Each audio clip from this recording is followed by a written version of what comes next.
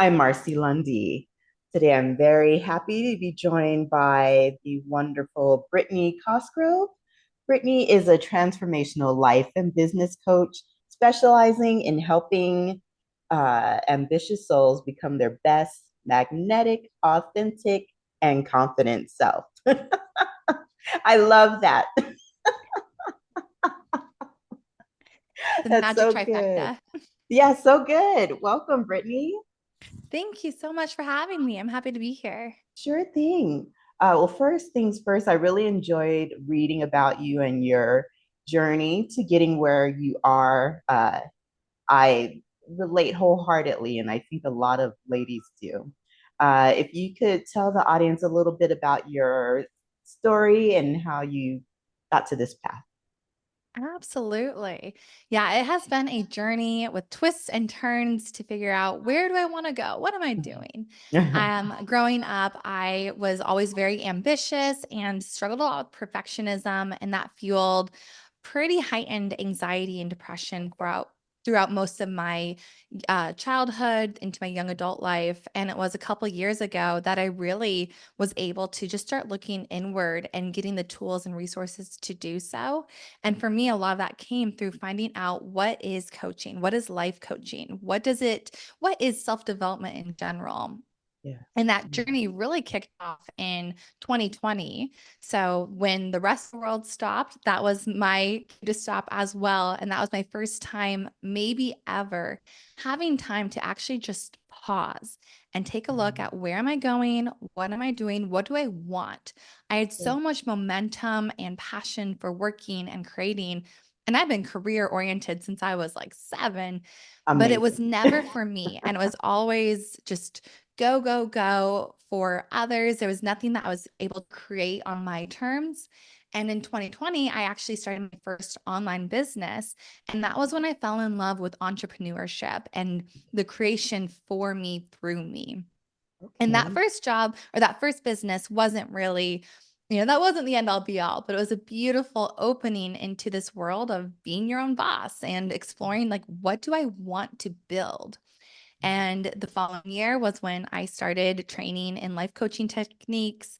And the training process was a very inward, outward focus. So the whole first half of that year, I was learning how to be a coach by being coached on and coaching my peers. And it was so transformational. It was one of those things where my entire life blossomed and changed in the most beautiful and empowering and challenging ways. And it just allowed me to step into who I want to be, who I'm meant to be. And from there, I've been able to build my business and work with other people to just help them start living authentically on their terms. I love that. On their terms. I was reading on your site, you were saying that you would smile so much, like your face just naturally went into the smile position. um, I mean, there are some men that smile a lot, but I think for women, we teach ourselves to smile all the time to make sure we're making sure that everyone else is okay with us. Um, where did you break free of that, or now are you like, well, I smile, but I don't feel the obligation to set everyone at ease? Yeah, such a great question. I would say I smile at least as often as I ever did, but now it's authentic and genuine. And like you said, there's no obligation. If I'm smiling, it's because I have joy bubbling up or I'm feeling good Yeah, and it's an authentic expression of how I'm feeling yeah. versus, especially in my teenage years, that was I think I very much learned the trained smile. Mm, And that was a mask that I was showing and it wasn't ever maybe not ever, but it was often not a genuine expression of how I was feeling internally. It was more of yeah. a mask to hide how I was feeling, both Mm, from myself, but then also from others. sure, sure. There's so many people that do the same thing. How would you help people to realize that's not healthy? You owe being, however you need to be for yourself. That's who you owe that to, not, like covering up how you feel. Some people just are so afraid to be themselves. How are you able to help people get to there? Yeah. I approach things with what I call compassionate transformation. So, that Okay. part of you that's trying to smile or forcing a smile for others, what is the deeper layer, the deeper desire underneath that? Yeah. Why is there that feeling or that need to showcase a smile? And Mm, starting to get to the root of it that way. Oftentimes, it's going to be connected to something like people pleasing yeah. or the fake it till you make it type of energy, which usually is connected with imposter syndrome, Oh, yeah. or it's going to mask other deeper layers like anxiety or depression that the person might be hiding from themselves or is uncomfortable asking for help or receiving help. And then again, I would start looking at the why, like what is underneath the aversion to help. So is Sure. it when I ask for help, I feel like I'm being selfish? Or is it when I ask for help, I feel like I don't actually deserve help, or it could be worse, things like that. And so when you Right. start getting to the root of these, what I'll call blocks, and looking at them just with a compassionate lens of how is this trying to help me? What does this block actually want? What does forcing a smile, what is that part of me that says I need to be smiling right now? How is it trying to serve me? And by Sure. starting to just look inward and just getting curious, just asking the question of what is that part wanting, then it will open up to what opportunity there is to work with. Sure. Uh, the work, that's the most important part of it all. Uh, for yourself, was it hard to do the work, or were you at a point where you were ready? Oh, it was so hard. So when I entered that work journey at the beginning of 2021, I was so out of touch with my inner world. I didn't know how to feel emotions. I don't even know the last time I'd healthily felt anger or sadness or disappointment or anything, any of those heavy emotions.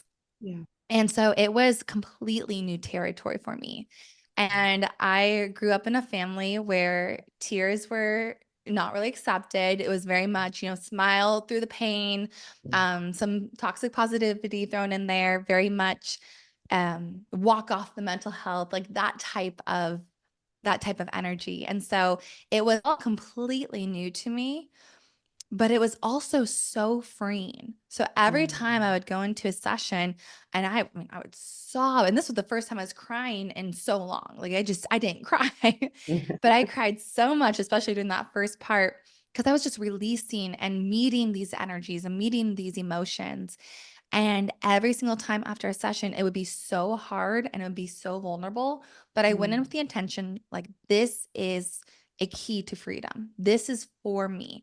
And I am willing to be open to whatever's here. I am willing to look at whatever comes up. And I think that that openness really allowed me to just continue doing that work even though it was hard. It just felt so liberating. And I yeah. could feel myself healing. And it's kind of like if you ever have a cut and it starts scabbing over and you open up the cut and the scab continues to grow, it's kind of like that where it hurts and it still feels uncomfortable, but you can see the healing happening. But it's not Totally. linear. Nothing's linear like we think it is. Sure, sure. Uh, I'm sure there's many that would be afraid of that vulnerability, like it scares themselves because they never allow it to happen. So, what do you say, like when you want to back away from yourself? Do you say lean in, or just do what feels okay? Yeah. I say at the end of the day, we are so intelligent. Our bodies are intelligent. We know ourselves better than anyone else. So always listen to yourself first. Yeah. And I say lean in because Mhm. at the end of the day, it's not going to be easy and it's not going to be fun, but it's so worth it. And I Sure. like to tell my clients, I say this to myself all the time, feel the fear and do it anyways. It's okay to be Ooh, scared that it's vulnerable. Like being vulnerable is really hard. yeah. It's so hard. Yeah. And that's normal. It's part of protecting ourselves. It's part of working with, what if they don't accept me? What if they don't like this part of me? Sharing those deeper parts of our journey. And so there's two parts, feel the fear and do it anyways. Hmm. And the more that you do this work and the more that you're learning how to accept, genuinely accept, authentically accept all parts of yourself, Hmm. including the parts that are afraid, including the parts that feel ashamed or feel embarrassed, all parts of ourselves, the more we genuinely hold that for ourselves and love those parts, the less power anyone else's thoughts and opinions will hold. And Yeah. that's something where it's kind of like building a muscle. It's like going Yes. to the gym. It's not going to feel that way immediately, but the more Right. you do it and the more you just do a little bit more, there's going to come that day when you realize you care so much less about others' opinions than you did 6 months ago, a year ago, etc. Wonderful. Yeah. Uh, you hear a lot of it's okay to not be okay these days. Is that something that you sign on to, or is it something that you, in this process, realize, well, yeah, it is okay to not be okay? Yeah, that is so funny that you say that because one of my favorite songs right now has that lyric in it. Yeah. And every time I hear it, it actually gives myself, like, I am able to give myself permission to hold my whole human experience. Because the Mm, reality is, you can do all the inner work in the world and you can meditate daily and you can be thriving. And we're all still human. We're all yeah. still in this human experience, and all parts of the human experience are worth it, are part of it, are just part of the process. Yeah. And I would say, like, it is okay to not be okay. We don't Yes. want to wallow. We don't want to feed that. We don't want to, um, oh, what's the word I want? Where it's just kind of perpetuating it over and over and over again. But you do want to allow your experience, allow all the emotions, meet those emotions. Science these days are saying that it only takes 90 seconds to actually feel an emotion for it to pass through. And Mm, if it's taking longer than that, it's that we're feeding the story. And so for just 90 seconds, if you can just genuinely feel that feeling that you're trying to avoid, the part sure. that someone's saying isn't okay to feel, just Yeah. feel it. And that's going to loosen it. It's going to let it pass through. Okay. And I mean, I genuinely think that for anyone that is pushing the opposite, to Hmm. just be careful that you're not leaning into toxic positivity. Yes. I have a lot of experience with that, of like the Hmm. cheerleader, rah, rah, rah energy. And there's a beautiful intention behind it. Yeah. And it's still just important to allow the full process of what we're doing, going through life, doing the thing, all of it.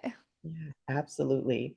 I want to circle back, and you were saying at 7 you were already like driven to be career oriented, which is incredible. Little Now, Virgo here.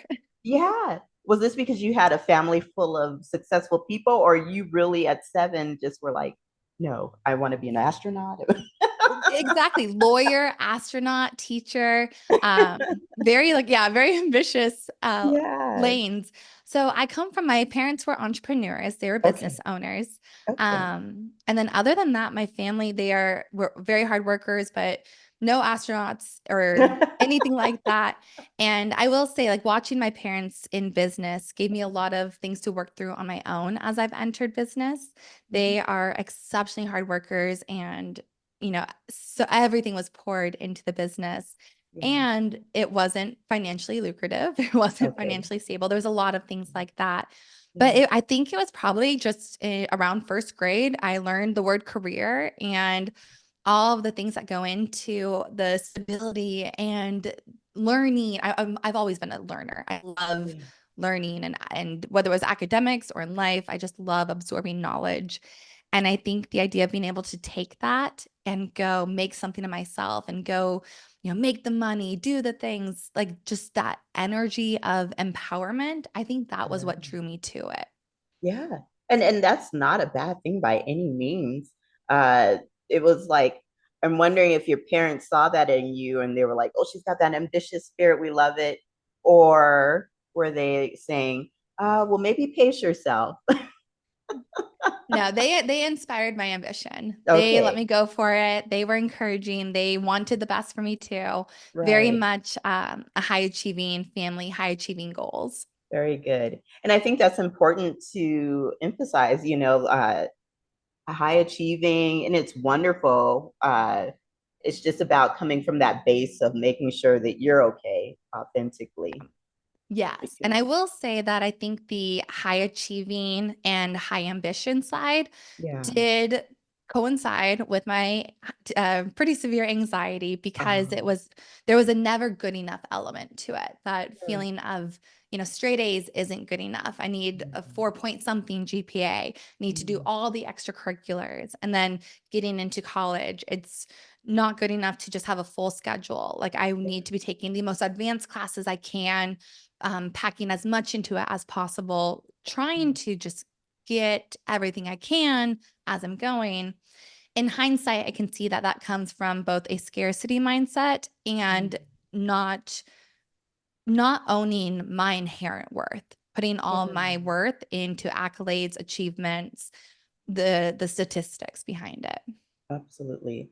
What would you say to people who place their worth in what they're good at and not necessarily where their heart is? Yeah. I would first start by just normalizing it. You are Yeah. not alone. Yeah. There is so many people that think I am what I do, not Mhm. who I am. Yes. And it's important to separate net worth from worth Mhm. and just really slowing it down. And I would just start by asking yourself, to get specific with what you define success as, what do you Mhm. define being worthy as, and starting to make that human mind get really clear on the standard you're holding it to. Because in my Mhm. experience, the ego, I'll call it, the ego is kind of like that human self, the human mind. Sure. The ego hides in the vagueness of things. And so when you Mhm. make it get specific, saying like, what does success actually mean? Yeah. It's going to look different than pen on paper, A's, etc. Yes. Yes. And then I would also say to just come back to like what is on your heart? Why do you want it? And I do this exercise with people where they'll have a goal. I'll say, "Okay, why do you want that?" Right. Give me an answer. Say, Mhm. "Amazing." Now, why do you want that? And you'll Mm. go through that at least 5 times. So you're getting to the root of your why. This is your big, deeper why. And Right. that's going to be able to be like your lighthouse. It's going to carry you through when the doubt comes up, when the worth questions come up, anything like that. Yeah. And then I guess my third piece of advice for like if those two avenues are not helping you really start owning your worth or even seeing your worth Right. is what I would say is like inner child work. And Mm. that's where if you can see yourself or even at least the parts of you that are afraid or that are not feeling good enough or that are feeling disappointed in any outcomes, if you can see that part of you through the lens of your childhood self.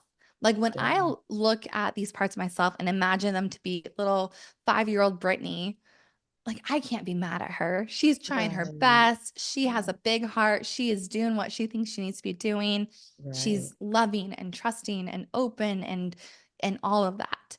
Right. And when I can see her, it's like no matter what she does in life, she's already inherently worthy.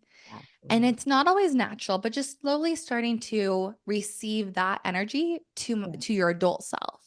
Yeah. And again, it's just like what I was saying earlier. It doesn't happen overnight. It's not linear. This is something where even just a few weeks ago, I was working with my coach and I had a very hard time. I could see my little self. I'm like, oh, she's No. amazing. She could do nothing wrong no matter what. She tries, and that's what Yeah. matters. Yeah. And I still had a very hard time applying that to my situation as an adult. So Wow. it's something where again, it's a process, it's a long-term process. I would argue it's a lifelong process. But That's just true. by starting with the little steps and seeing if you can just allow a little bit more compassion, a little bit more acceptance. Yeah. And before you know it, you will see and feel that difference. Yes, it's true. A lot of high achievers, you know, they realize once they reach this goal and the next goal, the feeling isn't like, oh my gosh, this is the feeling that I finally, was hoping I'd have. It never comes because there's another thing you need to take care of in here. Exactly, exactly. It's the same Yeah. with the people that move thinking that they're going to have all their problems fixed. Like, Yeah. nope, it's Yeah. just going to get recreated. It's so true. Now, Brittni, I know you're based in Florida. If individuals would like to connect with you for a consult, how would they find you? Yeah, so I work with people all around the world. So if you're not in Florida, that's absolutely okay. You can Okay. come visit me on my website, which is brittnicosgrove.com, or come say hi over on Instagram, Okay. brittni.cosgrove. Mhm. Brittni is Brittni, so it's a little unique. Okay. And come say hi. I'd love to chat. I'd love to support you. For anyone that's listening, I'm going to open up just time on my calendar. If you feel called and you feel just ready and interested in what it would look like to genuinely do the inner work so that you can feel authentically confident, authentically empowered, authentically aligned. That's right. And that magnetism, the joy, the glow, it just follows suit. It's It's so really true. powerful work. That's right. Well, Brittni, thank you so very much for being on. Your energy is delightful, and I can tell it's sincere. Thank you. Likewise. This has just been wonderful and such amazing questions. So good. Oh, thank you. All right, everyone. Please find Brittni and follow her on Instagram. Brittni, thank you so much for being on. I really appreciate it. Thank you. Thank you. All right, everyone. Take care.